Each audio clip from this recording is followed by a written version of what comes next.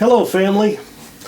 This is the first of a bunch of videos that I'm going to produce on the ancestry of the Evans, Bryan, and eventually Schuster families. So what I'm doing is producing this for all the family who might be interested in our ancestry.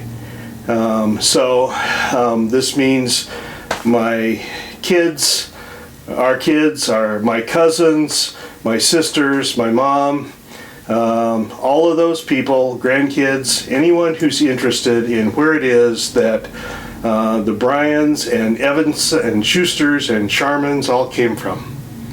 And so we're going to start today with ancestry and how I got into this and what it is that we can actually see and what it is that I actually know. So I remember that growing up, I didn't have anything written down on my family. So all I had was a few stories gathered here and there, generally at family reunions. Actually, the only thing I had written down on paper was probably sometime in the mid-1970s.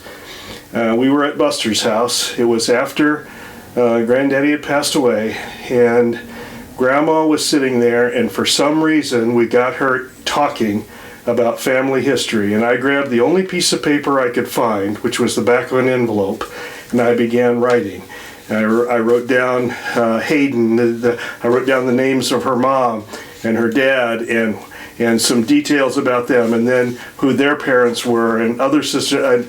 By the time I was done, I had maybe 8 or 10 names on the back of an envelope, and that was all I knew of our family tree. So fast forward from there, probably 40 years later. So a decade or so ago, my wife and I took an ancestry DNA test. So, which means you spit into a tube and you send it off to Ancestry, and they tell you the countries of your ancestors. They give you a percentage. So I know that I am approximately 50% English, I'm about 48% German or Germanic, and I'm about 2% Danish. But more than that, I know from which parent I got each of those genetics. And so several other people in our family have done it. Jennifer Fleming has done it. My sister Cherie has done it. Before he passed, Michael Evans did it. So there are others. I believe cousin Beverly has done it. So there are several places out there that we can compare ancestry. So, but once you have that, then I got interested in actually learning more about that. So I started in, and I discovered that through Ancestry.com, you can actually put together a family tree, and it's not difficult because what you're doing is you're piggybacking on the work that other people have done. If you start building your tree and you put in a few names that you know, then what will happen is Ancestry will pop up and say, hey, I think I've discovered the parent for this person. And you accept that, and then they'll say, hey, I found the parent for that person. The next thing you know, you have an Evans family tree that has 2,000 people in it, or a Bryan family tree that has somewhere approaching 900 people in it. So today I'm going to show you what I know about our family from Ancestry. I'm going to actually go onto the website and we're going to, I'll do screenshots to show you what we can actually see. If any of you are interested, I can give you access to view the family tree at no cost to you. And then I'm going to go into show you how it is that I went and built the tree. And then that'll be the end of this video. And then on the next video, I'm going to show you how the Evans family tree and the Bryan family tree came together with the two of them born in Texas and then later marrying in New Mexico. I'm going to show you how those go back to the same families 900 years earlier, 100 miles apart in England, or in England. And then I'm going to show you more details The next video after that will probably be some of the fun people in the Evans family tree. After that will be some of the fun people in the Bryan family tree. Then I'm going to branch out and do my wife's family tree, which includes mostly Germans, but also Scandinavians, and some who were Germans came via Russia.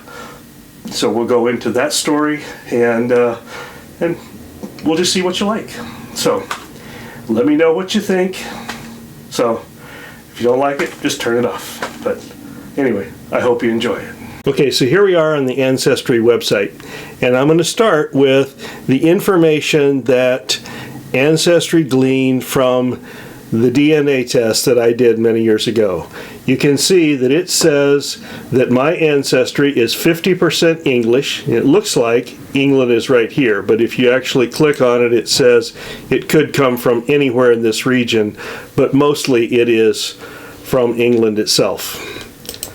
Okay, or 48% of mine comes from Germany, which Germany includes places that bleed out in these areas.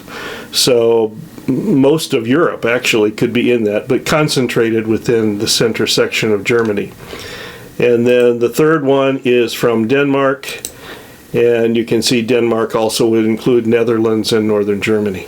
So this is what we knew when we first signed in, that I was about half English, almost half German or German Swiss, and just a touch of Danish in my background. And then a couple of years ago, Ancestry went a step further and said, here's how that breaks down by parent. So you can see from my mom, I got all of my English ancestry. From my biological dad, I got all of my German and Danish ancestry. So now let's compare this to other people. So here are other people in our family. So I am 50% English, 48% German, a little bit of Danish. My wife is more than half German, is 27% English, and has a smattering of Danish, Swedish, Netherlands, Scotland, Norway, Central Europe. Her map looks incredibly complicated, covers all of Europe, but still, we're both 100% European. My sister Cherie is 80% English and about 11% Scottish, so almost all of her ancestry comes from the British Isles. A little bit of Swedish, a little bit of German, and a little bit from Cornwall, which is also part of the United Kingdom. Jennifer, on the other hand, has a little more German, a lot more Scottish, so she is mostly English and Scottish. So that gives comparison. So those are the kinds of things you can know, and then they tell you some weird things, like within your family. If we go to mine, you can go to the journeys that this family has taken. And so how they came into the United States and where they settled and some of the history of those kinds of things, I'm not going to go into those. So, but what I am going to do is I'm going to go to family trees. So I'll show you how this works. I'm going to go right now to the Bryan family tree, and I'm going to start down here with Dad, Kenneth Ray. So you can see how this works.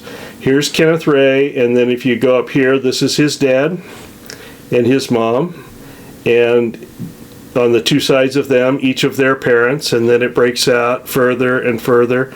When I first started doing the family tree, I started putting in brothers and sisters who would be relative to our family, cousins or uncles, and finally I decided that I'm just going to focus on the direct descendants. So everybody who is on the screen that you see here are either grandparents, great-grandparents, great-great-grandparents. You're a direct descendant of one of these.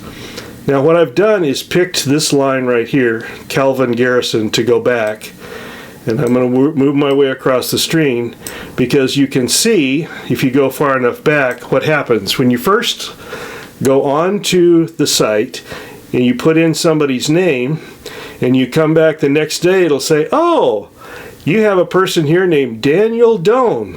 Well, I know the parent of Daniel Doan. Daniel was born in 1666. His father was born in 1636. Mother 1646. And so, do you want to add them to your tree?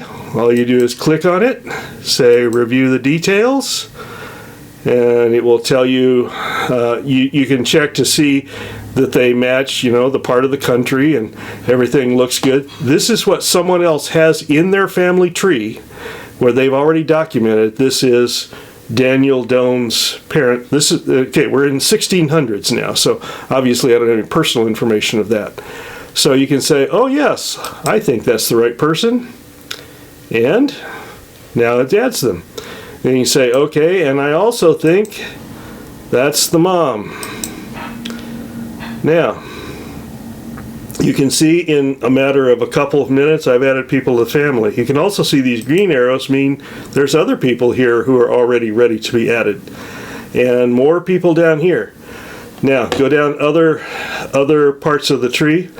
If you go down the next line down, here's two more. If you go the next line down, here's, I don't know, half a dozen more. You go the next line down. So this is why I say that in the Evans family tree, I have 2,000 people in the family tree. The Bryan family tree isn't filled out yet because I have not gone through all of these. In a diligent night, I can add 50 people to the family tree. So, but I have not yet done that, and I try and make sure that the names make sense. I try and make sure that the dates make sense. Most people are pretty accurate in what they do, but you try and make sure things, make sure that people are doing what they should do. Now, there's several ways that you can look at this. So if I go back to Kenneth Ray and I say, this is not the way most people think of a family tree. They normally think of a family tree as going this way, vertical. So you can display it that way. So here's Kenneth R's parents.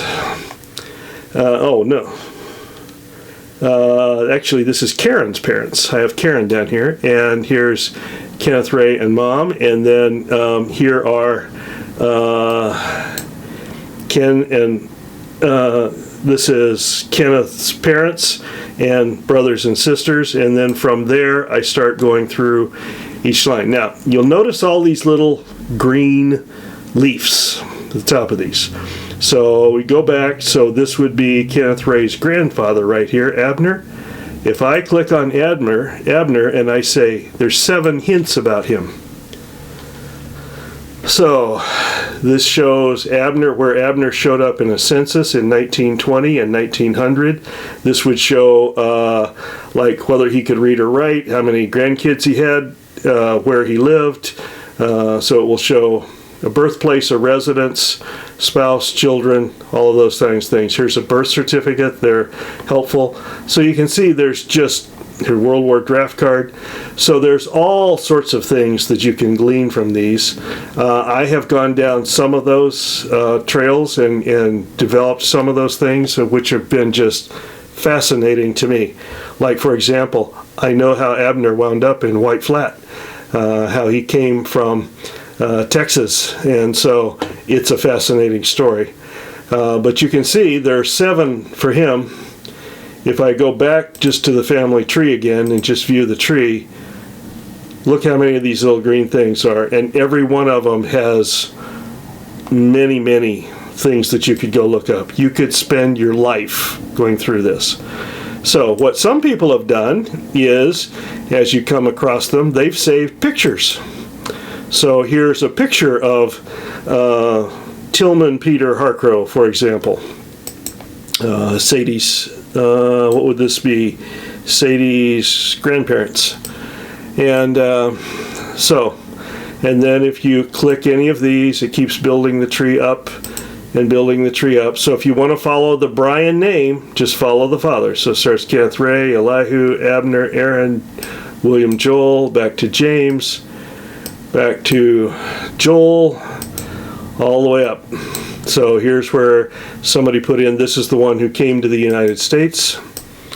They'll put, sometimes people put in coats of arms, indicating where they're from, etc. Mary indicates I haven't filled in her whole family yet. So you can go all the way back. So we've gotten back to, it's generally pretty easy to get back to about 15 or 1600s. Earlier than 1500s, you need a family history where someone has actually built out, someone in times past, in the 1800s maybe, has researched their entire family history and put it together in a book, because it's too hard to put those together because right around 1440, when the printing press came into being, before that, the records just get too scarce. But I can take, this guy is we're going to have him in a later story. He is the black sheep of the family right there. So it keeps going back. And the oldest one I have in the Bryan family tree is Sir Thomas Bryan. If you click on it, he's the Chief Justice of the Court of Common Pleas in England. So those are the family trees, and then and how I've developed it and how we get the names that we have. So as I load these out, it will also say, okay, here's the gallery. So here are pictures that people have saved for members of the family, or stories about the family, or places about they lived. This is the guy who's the black sheep of the family. So here are pictures of various people. This is an interesting lady. So it's fascinating what you can learn. So what I can tell you about both the Bryan and the Evans family is that they have a rich history in England. And no, we're not directly related to any kings that I can find to put in our family tree. We have cousins who were queens, but we have no direct descendants who were kings. But we do have a fascinating story, and on both sides of the family, we have someone who's researched the family line back further than 1500, and I can actually take it back to Magna Carta-ish era, and so which is 1215. So this is what is on Ancestry. This is what I've been working on, and I've been putting together videos. So next time what I'm going to do is I'm going to start into the Bryan and Evans family tree and trace them from England to the United States, and how they wound up working their way across the country, and both wound up in Texas. And so I'm going to show that in the next line. Then I'm going to go more in depth to the Evans family tree. I'm going to go more in depth to the Bryan family tree, and we'll go from there. So I hope you enjoy it, and I hope this helps. So again, if anybody wants access to this, what I can do is I go to out here, I can say invite family. So if any of you are interested in the Bryan family, I have invited one person to be able to view this tree. I can invite other people. If you will send me an email address, I can have you invited to be able to view anything in this family tree. You can see anything in the tree that I just showed you. And so, and if I go back to, if I go to the Evans family tree, for example, here's another way you can view it, by the way. You can say, I want to view it fan style. So this is, from me, I've just filled out my mom's side of the family. So here's my mom, here's her parents, here's their parents, and so this is my mom, grandparents, great-grandparents, great-great-grandparents. So let's go back to so let me show you in the Bryan family tree. Here is Kenneth Ray. So this is Kenneth Ray and his parents, grandparents, great-grandparents, great-great-grandparents. And you can show how they, you can take any person in the tree, put them in the center, and go there from them. So you can work your way out. So you can have anything that's 4 generations back from any person in the tree if you want to see it. So anyway, I hope this helps. I hope you can see how this is interesting. And let me know what you think. Let me know what you want to know. And let me know if you want to see the tree. And stay tuned for the next one. Bye, everybody.